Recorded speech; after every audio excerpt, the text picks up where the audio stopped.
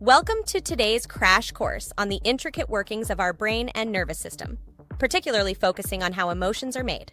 We'll explore groundbreaking concepts from neuroscience, polyvagal theory, and unconscious behavior, providing you with a comprehensive understanding of your emotional world.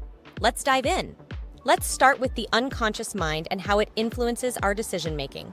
The modern concept of the unconscious focuses on brain processes that are inaccessible to our conscious mind due to the brain's architecture. Leonard Mlodinow, a Caltech professor, explores in his book Subliminal how our unconscious mind shapes our actions and perceptions without us even being aware. This hidden role of our subliminal selves impacts everyday decisions and behaviors without us realizing it. As a more obvious example of this phenomenon, consider human perception. Our visual system is always working, even if you are not aware of it. People can even respond to visual stimuli they are not consciously aware of. For example, priming experiments show how subtle cues can influence behavior. In one study, people exposed to words related to old age walked more slowly afterward. In another study, participants were exposed to images of obese people so quickly, the participants were not consciously aware of it. Despite this, those who were subliminally primed with images of overweight individuals were more likely to choose larger portion sizes afterward. Fascinating, right? Now think about how these subliminal visual cues play out on your behavior after scrolling on social media. Imagine a teen girl scrolling on Instagram. The algorithm is designed to keep them engaged and shows her more and more images of pro-Ana content and impossibly thin models. The girl isn't actively seeking this content, but repeated exposure subtly influences her thoughts and behaviors. So take a moment to think about your unconscious decision to enter into the bulimia cycle. Think about its impact on your life. When and where and by whom was that decision really made? What reality was being perceived by your mind as it selected this behavior as a solution?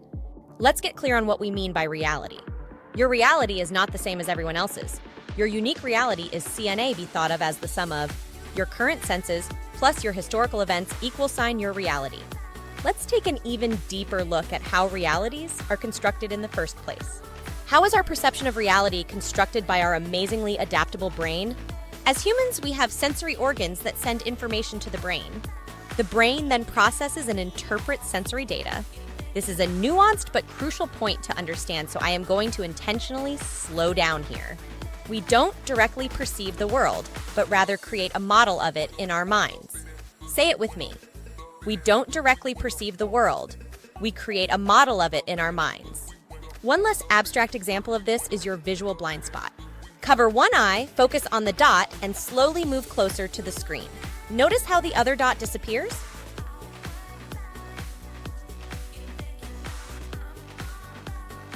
Your brain literally misses things and makes up what's missing, but there's more.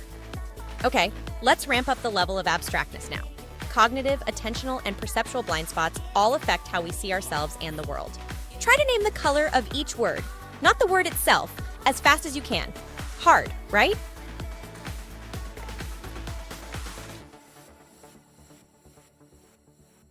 Here's an attentional blind spot. Count how many times the player's wearing white pass the basketball.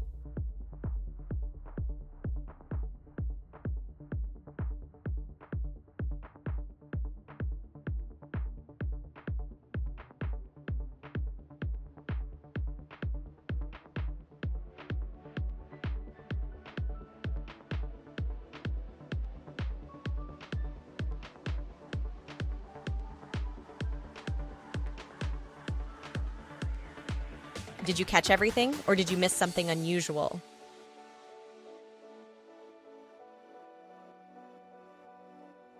Watch this mask spin until you see the hollow backside. See what happens. Your brain expects a face to look a certain way, so it corrects the image for you.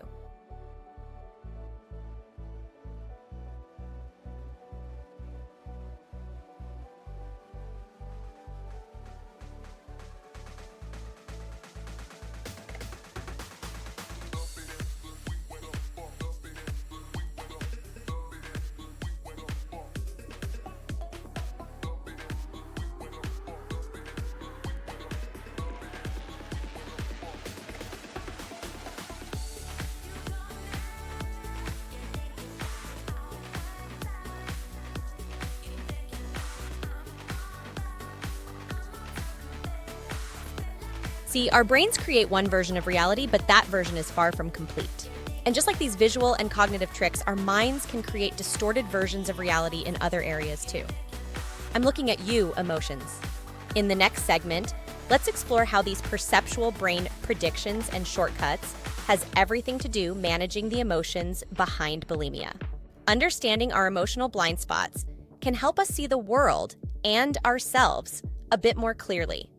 Welcome to segment 3, where we learn about neuroception and your brain's automated construction of emotions to keep you safe. Just like our visual perception, other bodily systems like respiration and heartbeat are always operating whether or not we pay attention to it. Another one always operating is our emotional nervous system. The vocab word for this automated process is similar to perception, reflecting a common surveillance function. It is neuroception, a subject that it is high time we learn about. Neuroception is our nervous system's automatic detection of safety and threat, operating below the level of conscious awareness. It relies on data called affect. Please note that this affect data is transmitted via the vagus nerve fibers. 80% of the vagus nerve's data traveling from the body to the brain. Affect data informs the brain about your moment-to-moment state of affairs, constantly surveying you to answer the following question: am I physiologically and socially safe right now? If it detects any possible threats to your safety, your brain will predict which emotion is most likely to get you to take an action that will move you towards safety. This means that the state of your body and your relationships dictates to a very large extent what emotions your brain chooses for you. So, if you are restricting calories and your blood sugar is super low every day, your body interprets starvation as a signal to fight, outward, mistrust, and begin antisocial behaviors as a matter of survival, even if food is actually plentiful. When there is a big spike in sugar, there is relief, but later inflammation, again, your body will predict fear. Remember, too, that the brain processes social pain similarly to physical pain. In fact, Tylenol can reduce the neural stress response to social rejection. Furthermore, people with strong social networks are twice as likely to live longer than those with fewer social ties. So yes, social safety impacts your biochemistry. We've already mentioned how social media, despite its potential for connecting people, has been found to increase feelings of loneliness and isolation. Why? Your body detects threat to your safety when you used it. Constant comparison and lack of meaningful interactions contribute to these negative feelings, especially among younger generations. Face-to-face communication also comes with its share of threat. When talking with others in your relational sphere, your neuroceptive processes constantly scan nonverbal cues in order to keep you safe. These nonverbal cues include tone, eye contact, and posture. These cues plays a significant role in whether or not the people around us soothe our system or trigger it.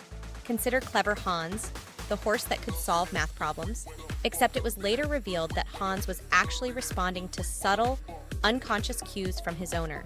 This story demonstrates the power of nonverbal communication and our ability to read it unconsciously.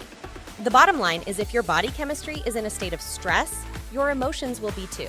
No sleep, no friends, drink alcohol or caffeine recently, boyfriend break up with you, new heavy workout regimen, in debt, all treats to your safety, all triggers for your brain to print stress emotions. Conclusion.